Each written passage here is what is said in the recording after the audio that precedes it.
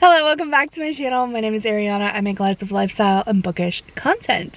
Today's video is a tag that I saw Larry do, and then a couple of the other booktubers that I follow, Jess from Peace Love Books and Tori from Novel Life, both did it. And I actually recorded this on Saturday, but then had issues with the footage like loading into my computer because it is just too full. So here we are, re-recording it. I have my list of 18 questions here, and we're just gonna have a little chill time in the Walmart parking lot. It is the beginning of the year book tag. I think Larry made it herself last year and then did it again this year. I don't know, I'll tag her video down below and Jess and Tori's so you can go watch them because I think it's just a really fun tag. So let's get into it. Question number 1. How many books are you planning to read in 2025? I keep going back and forth because originally I was just gonna do like 100, and then I realized that I'm at like 758.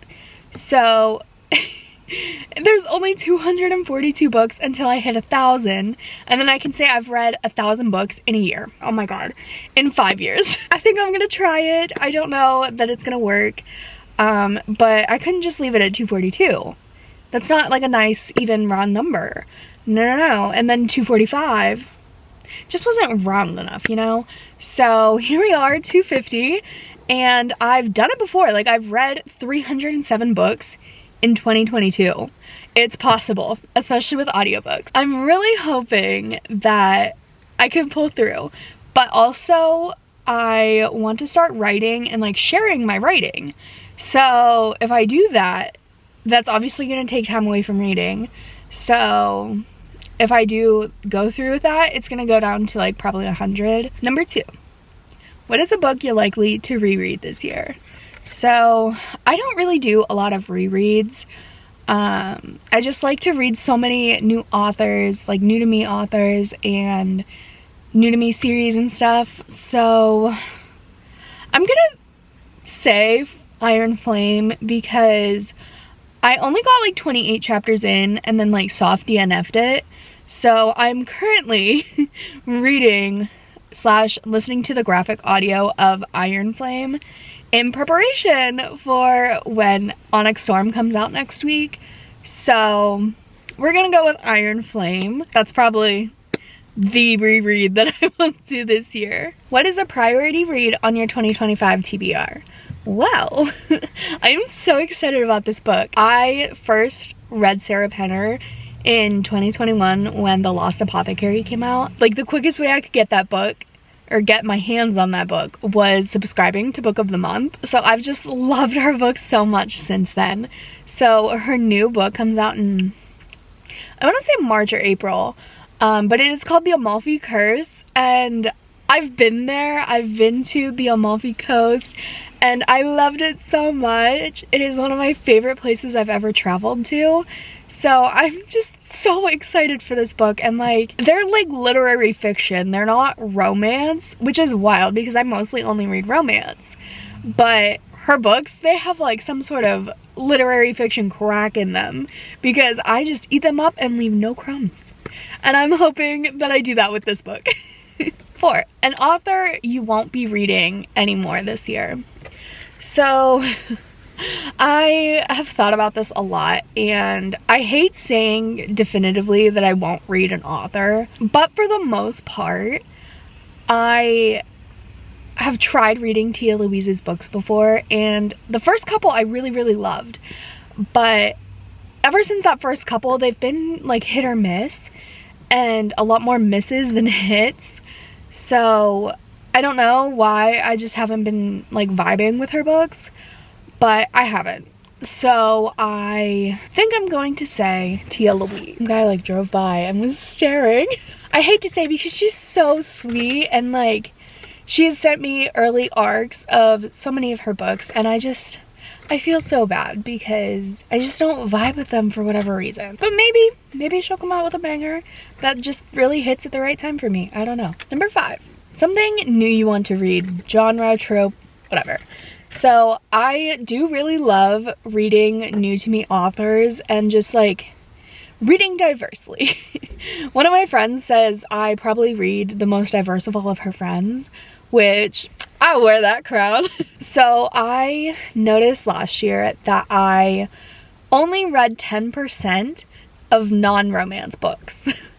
Everything else. So that was 20 books out of 200. That is insane that I read 180 romance books or novellas, whatever, but they were all like romance forward. Coming into 2025, I made it one of my yearly goals to read more non-romance books, whether that's fantasy romance, thrillers, memoirs, poetry books. That's actually kind of what originally got me back into reading as an adult, was poetry collections. I definitely just want to step more outside of romance. Maybe I'll try a horror, because I've been really curious about Stephen King and like wanted to try one of his books. So maybe this year is the year I try Stephen King. A popular book I want to read. 2 years ago, I went to a Half Price Books and I found a mass market edition of Mistborn by Brandon Sanderson.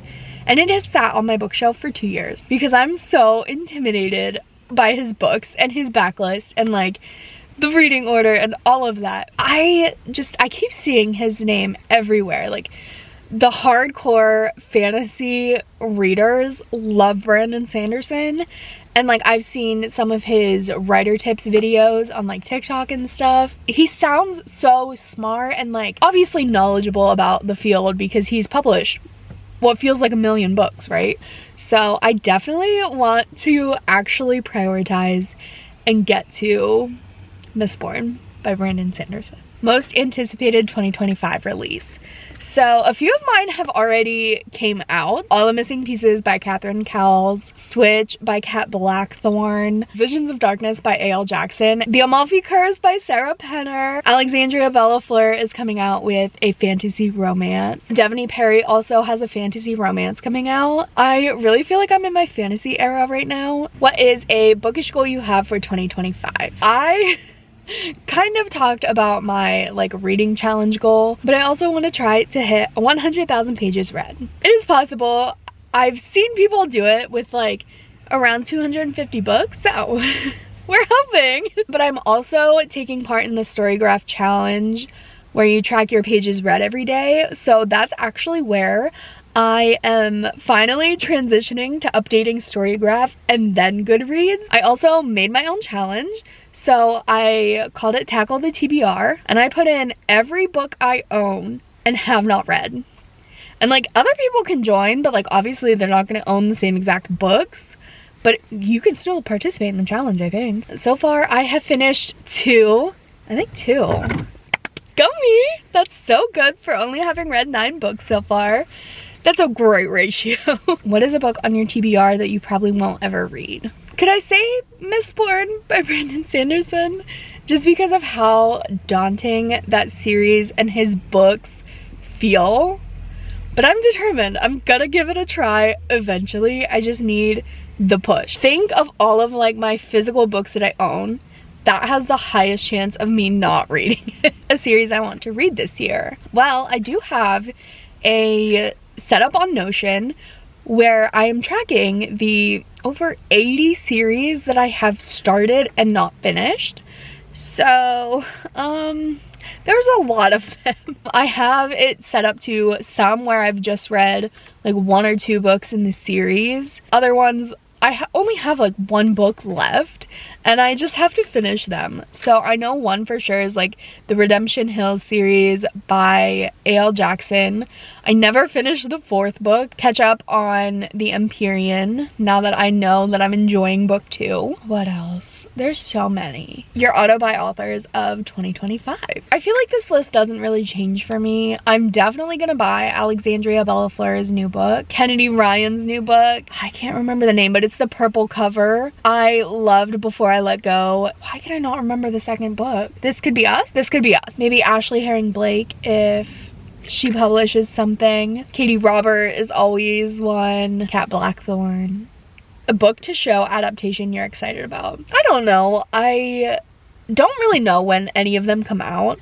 So I'm gonna say the Twisted series coming to Netflix as a series. Enjoyed this series. Like, it's not my favorite series I've ever read, but seeing that come to life is just gonna be so cool. Twisted Hate, that is gonna be chef's kiss. I also am just so curious to see who they are going to cast, because obviously, like, it just got announced. Like, there's no casting or anything yet. I hope they do a lot of, like, lesser known people. An anticipated sequel. Would it be too much to say Onyx Storm? Even though I haven't really been anticipating it that long, because I wasn't really planning to ever finish the second book or continue the series, but now I am, so there's that. Oh, I don't know if the series has an official name. Whatever the Runaway Bride's Guide to Love book by Shel Sloan, whatever that series is, the second book is coming out soon. Grant by S. Manship,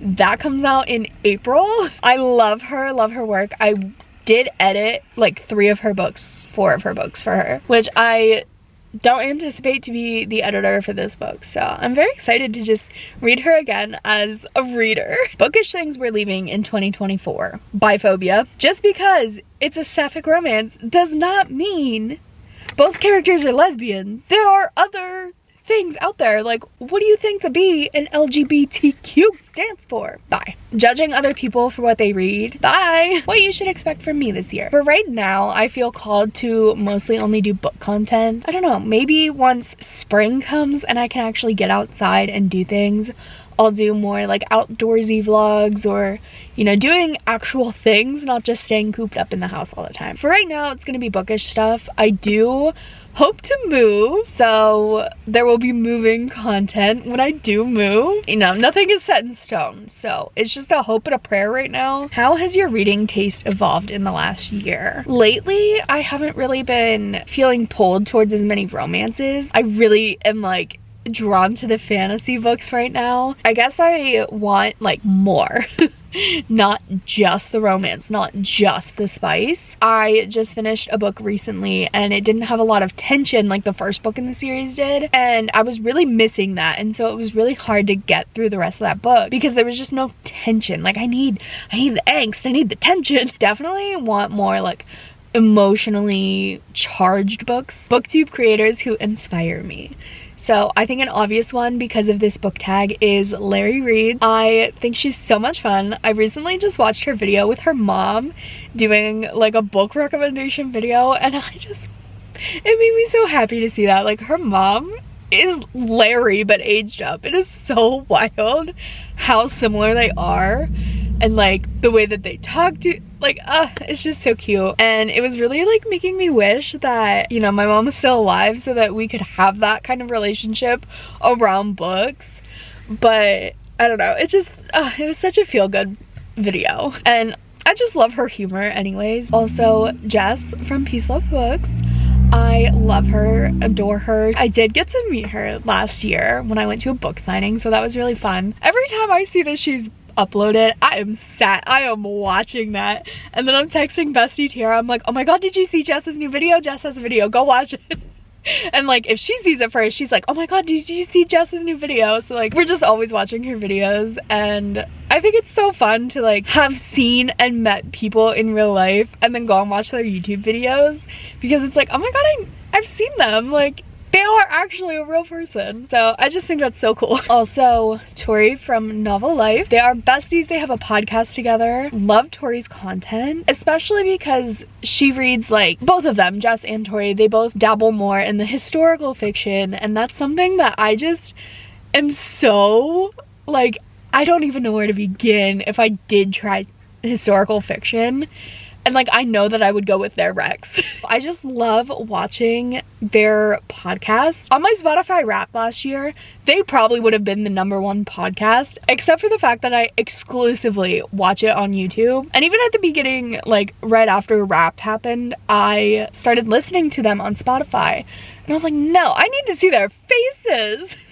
Because like, their expressions are just so fun, and the way they banter back and forth about like if they disagree on liking a book or not, like, I don't know, I just like watching it so much better. Obviously, like, Steph Bohr, love her content, so aesthetic. Sarah Caroli, who I actually followed her originally way before she got into books. I remember it was specifically a video where she like bought a Jeep or something for her first car, like buying herself, and like decorate the inside with me. So I started following her like way back whenever she did that video, and then even though I was subscribed, like she just hadn't been coming up on my feed a lot. And then when I saw she did book stuff, I was so excited because I had also gotten into reading as an adult. Also, Destiny Sidwell, they also have a podcast together, and I also watched that one. Also love all their challenges and their little videos when they take trips to go see each other. They are also creators where when I see they post, I am sat and watching. And finally, advice for starting a book account. I really don't have a lot of advice for growing. Focus on organic engagement, but mostly just start. If you keep using the idea that you want stuff to be perfect, you're never gonna start. My first video is not perfect. It is not incredible. It is not highly produced. It is just a chill little vlog. And I don't even think I talked in the video, okay? Because I was just so scared, and like, it does feel weird talking to a camera. I literally yanked my camera off of my dashboard because somebody was driving by and they were looking. So like, I'm still not fully comfortable filming in public, but I do. Just start, you know? You're never gonna find all of your people until you start posting. And I've literally met some of my best friends in the entire world through this community that I never would have met if I had never posted book content. But also, like, don't put pressure on yourself. If you're a chaotic person like me and you like an aesthetic for a couple weeks and then you want to change it, change it. It is your feed, so do what you want. If you want to change your aesthetic, have no aesthetic, and just be casual. Like, anytime I post a picture, I probably took it that same day, unless it's like a post that I scheduled literally the day before. I don't really batch content because if I don't edit it and post it or like schedule it to be posted pretty much immediately, not happening. You're gonna learn the best with like growing and what works for your account and you by just doing it, by experimenting. Try it all out and see what sticks. Throw all that spaghetti at the wall, because that's what I've done, and I've found my people. Yeah, that is my best advice. Thank you guys so much for watching, and I will see you again very, very soon in a brand new video. Okay, bye guys!